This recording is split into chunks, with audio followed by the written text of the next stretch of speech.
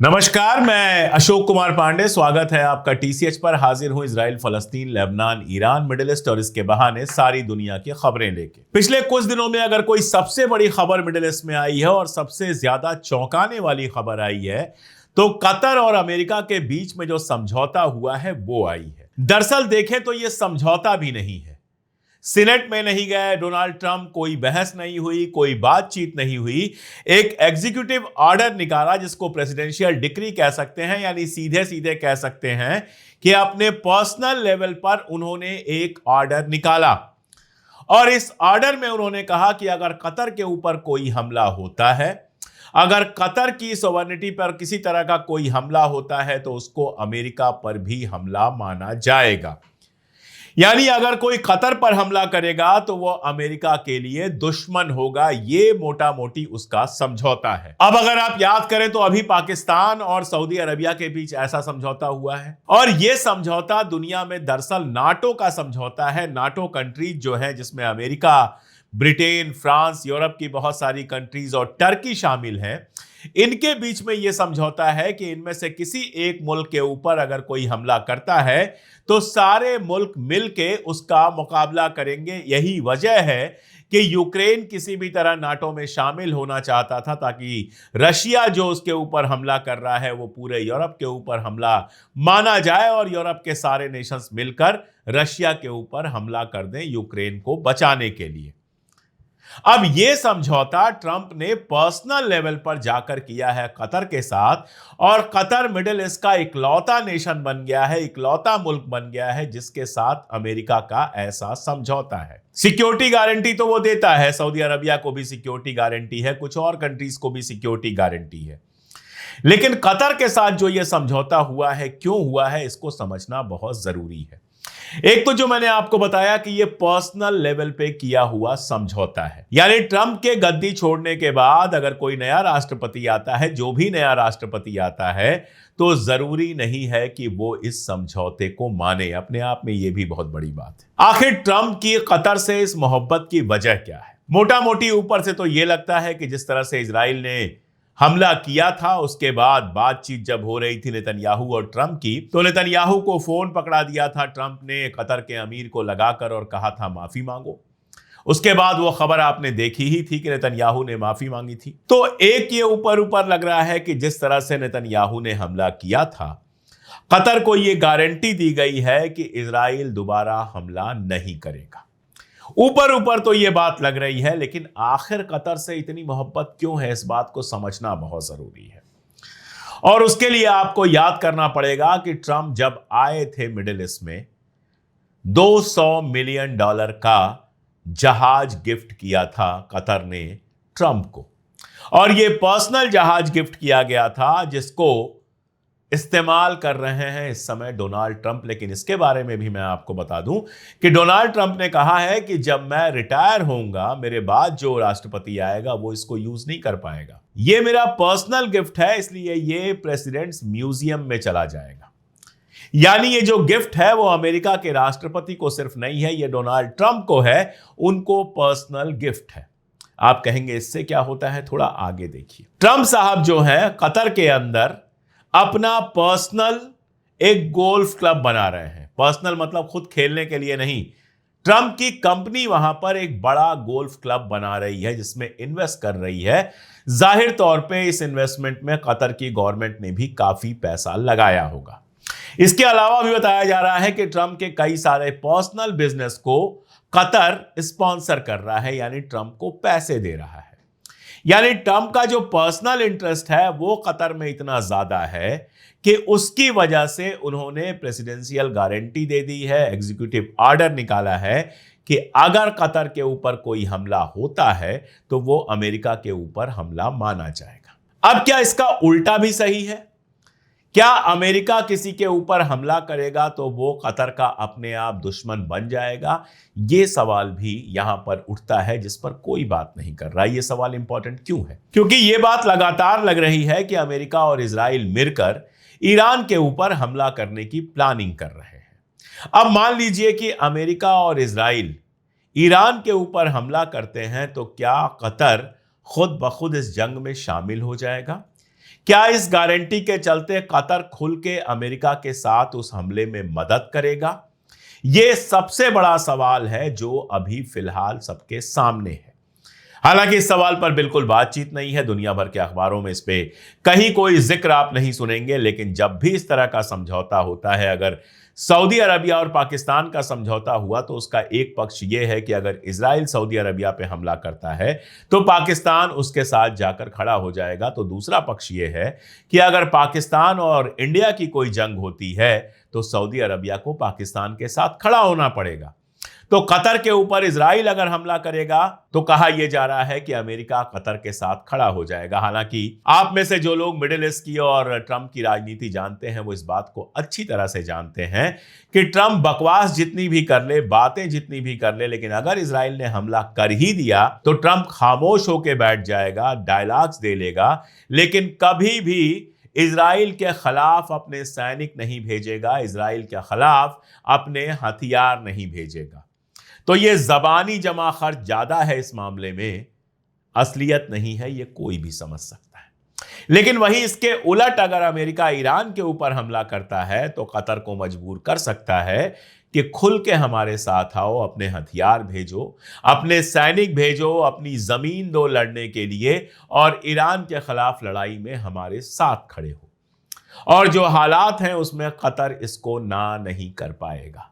तो ये जो ट्रंप की पॉलिटिक्स है, एक तरफ तो पर्सनल बिजनेस बढ़ाने के लिए है और दूसरी तरफ ईरान के लिए कतर को तैयार करने की है कि अगर हम ईरान पे हमला करते हैं तो तुमको भी ईरान पर हमला करना पड़ेगा।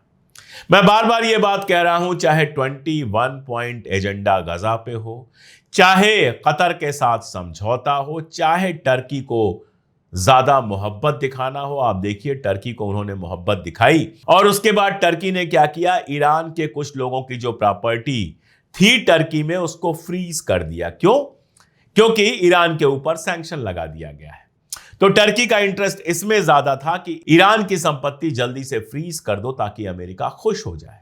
तो आपस में इन सारे नेशंस को लड़ाने का और इजराइल को वहां और ताकतवर बनाने का जो खेल ट्रंप का है वो 21 पॉइंट एजेंडा में भी दिखता है, कतर के साथ इस समझौते में भी दिखता है जो प्रेसिडेंशियल डिक्री से निकला है, और साथ में टर्की को जो एक्स्ट्रा मोहब्बत वो दिखा रहा है उसमें भी निकलता है। अब 21 पॉइंट एजेंडा जो गजा वाला है उसको लेकर बहस तेज हो गई है। जो लोग मेरे चैनल के नियमित दर्शक हैं वो जानते हैं कि मैंने उसी दिन वीडियो किया था और कहा था कि अरब मुल्कों ने गजा को बहुत सस्ते में बेच दिया।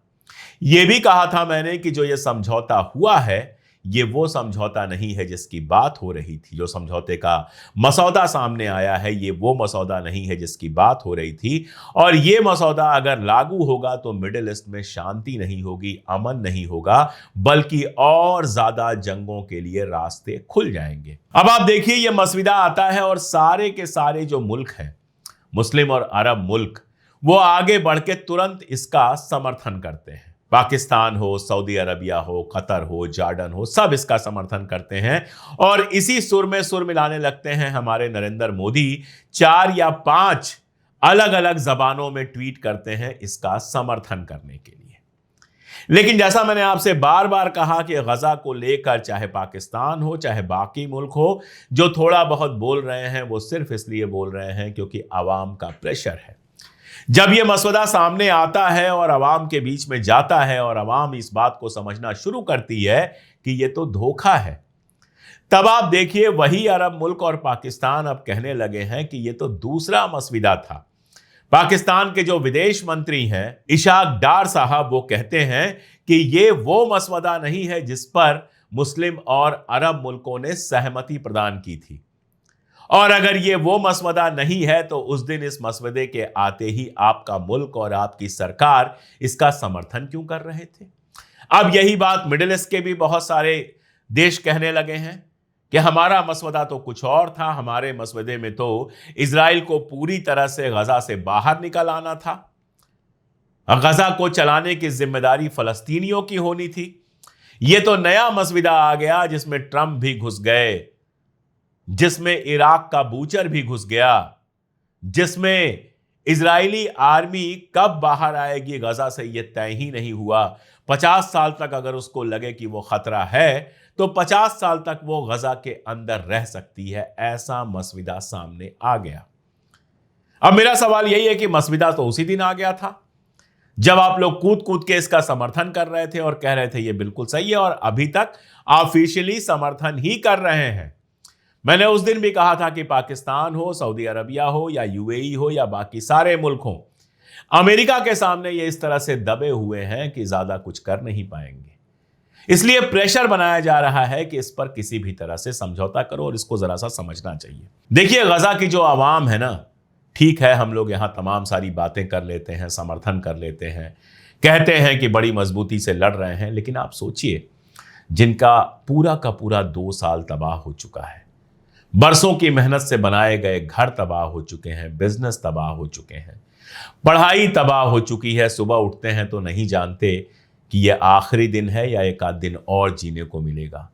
हजारों बच्चों के हाथ पांव काटे जा चुके हैं, किसी का हाथ, किसी का पांव, पूरी तरह से जिंदगी तबाह है। तो वो भी चाहते हैं अब कि अब थोड़ी शांति हो, थोड़ा सा ऐसा माहौल बने कि वो जिंदगी नॉर्मल होकर जी पाए, कम से कम जो बीमार हैं उनकी तीमारदारी हो पाए, उनका इलाज हो पाए, कम से कम ये डर ना रहे कि सुबह उठे हैं तो शाम तक जिंदा रहेंगे कि नहीं, कम से कम 2 रोटी के इंतजाम में भटकना ना पड़े, दर बदर ना होना पड़े बार बार, घर बनना दोबारा शुरू हो जाए, बच्चों के स्कूल शुरू हो जाए, बमबारियां थोड़ी खत्म हो जाए, रबल हटना शुरू हो जाए। ये वो भी चाहते हैं और बहुत नॉर्मल सी बात है, हम आप भी उस हालात में होते तो यही चाहते। और यही वो प्रेशर है जिसकी वजह से हमास इसको रिजेक्ट नहीं कर रहा है, नंबर 1। नंबर 2 जो प्रेशर है वो भी बड़ा प्रेशर है, उसको समझिए। कतर में है हमास के ज्यादातर लोग, जो इंपॉर्टेंट लोग हैं जिनको डिसीजन लेना है। अब अगर अमेरिका प्रेशर डालेगा कतर के ऊपर तो कतर उन लोगों को गिरफ्तार भी कर सकता है, अमेरिका या इजराइल के हवाले भी कर सकता है और जान से भी मार सकता है, कोई बड़ी बात नहीं है। तो वो एक पिंजड़े में फंसे हुए हैं जहां से निकलना लगभग नामुमकिन है। अगर कतर से निकल भी जाएंगे तो कहां जाएंगे? सऊदी अरबिया, वहां भी वही होगा, जॉर्डन, वहां भी वही होगा, पश्चिम एशिया के किसी भी मुल्क में जाएंगे उनके साथ वही होगा। तो लगातार उनके ऊपर प्रेशर बनाने की कोशिश की जा रही है, ये दूसरा रीजन है। और गजा में जो तबाही है उसके चलते लोग भी अब चाहते हैं कि शांति हो, ये पहला रीजन है। और यही 2 रीजन है जिसकी वजह से हमास मना नहीं कर रहा है, वो कुछ और रियायतें मांग रहा है। वो कह रहा है भाई कम से कम इतना कर दीजिए कि इजराइल की आर्मी बाहर चली जाए, इसीलिए वो कह रहा है थोड़ा सा हमें वक्त दीजिए। और साथ में कह रहा है कि एक इंटरनेशनल हमें यह गारंटी मिले कि यह समझौता करने के बाद, उनके होस्टेजेस को वापस करने के बाद दोबारा इजराइल जंग नहीं शुरू करेगा। और मुझे लगता है कि ट्रंप अगर थोड़ा सा आगे बढ़ते हैं, ये 2-3 चीजें मान लेते हैं, तो गजा के अंदर समझौता हमास को भी एक्सेप्ट करना होगा और इसके बाद गजा में रीबिल्डिंग का प्रोसेस शुरू होगा। लेकिन इसका यह मतलब नहीं कि इसके बाद रेजिस्टेंस हमेशा के लिए खत्म हो जाएगा। जो आग है फलस्तीनियों के मन में, जो आजादी के लिए जल रही है, वो जलती रहेगी और जब सही मौका आएगा तो वो शोला बनकर फिर भड़केगी। इसीलिए मैंने कहा कि यह समझौता चूंकि फलस्तीनियों को इज्जत नहीं देता है, उनके हक व हुकूक नहीं देता है, इसलिए यह अभी शांति करा दे तो करा दे, लेकिन फ्यूचर में फिर बड़ी हिंसा के लिए जिम्मेदार हो सकता है, बड़े मूवमेंट के लिए जिम्मेदार हो सकता है। इसके अलावा 2-3 छोटी छोटी लेकिन बहुत इंटरेस्टिंग खबरें हैं। खबर यह आई है कि अमेरिका में इजराइल जो इन्फ्लुएंसर्स हैं, जो टिकटॉक बनाते हैं, टिकटॉक तो खरीद ही लिया, इसके अलावा जो टिकटॉक बनाते हैं, यूट्यूब करते हैं, बाकी सब इन्फ्लुएंसर हैं, उनको पैसे बांट रहा है और जबरदस्त पैसे बांट रहा है। $7,000 एक पोस्ट के दिए जा रहे हैं। यानी टिकटॉक पर अगर आप इजराइल के समर्थन में एक वीडियो बनाते हैं तो आपको $7,000, जो हिंदुस्तान में है उनके लिए मैं इसका तर्जुमा रुपए में कर दूं तो तकरीबन 60-62 हजार रुपए दिए जा रहे हैं एक पोस्ट के लिए। और ऐसा नहीं है कि अमेरिका में ही पैसे दिए जा रहे हैं, हमारे यहां भी बहुत सारी जगहें हैं जहां इजराइल के समर्थन में बोलने के लिए पैसा मिलता है। फलस्तीन के समर्थन में बोलने के लिए हम जैसों को कुछ नहीं मिलता, गालियां मिलती हैं और लगातार धमकियां मिलती हैं। लेकिन इजराइल पैसे के जोर से लोगों को तैयार कर रहा है कि वो उसके फेवर में बोले। इसके बावजूद सोशल मीडिया, चाहे कोई सा भी सोशल मीडिया हो, वहां पे फलस्तीन के हक में उठने वाली आवाजें ज्यादा मजबूत साबित होती हैं। ये क्या बताता है कि पैसे से जिनको खरीदा जा सकता है वो बेसिकली कमजोर लोग होते हैं, और जो बिना किसी लालच के हक की आवाज उठाते हैं वो मजबूत होते हैं। उनकी आवाजों को लोग सुनते भी हैं, दूर तक पहुंचाते भी हैं। और आपसे मेरी सिर्फ इतनी उम्मीद है कि लगातार फलस्तीन के हक में मैंने आवाज उठाने की कोशिश की है। इस आवाज को दूर तक पहुंचाइए, हमारी ताकत बनिए। अगर मुमकिन हो तो हमारी मेंबरशिप ले लीजिए। मैं हजारों लाखों आपसे नहीं, 3 रुपए रोज से भी कम की मेंबरशिप लेने की बात कर रहा हूं। अगर नामुमकिन हो और चैनल भी सब्सक्राइब ना किया हो तो सब्सक्राइब करना तो बनता है, और वीडियोस को अपने दोस्तों रिश्तेदारों तक पहुंचाना भी बनता है। आज के लिए इतना ही, बहुत शुक्रिया।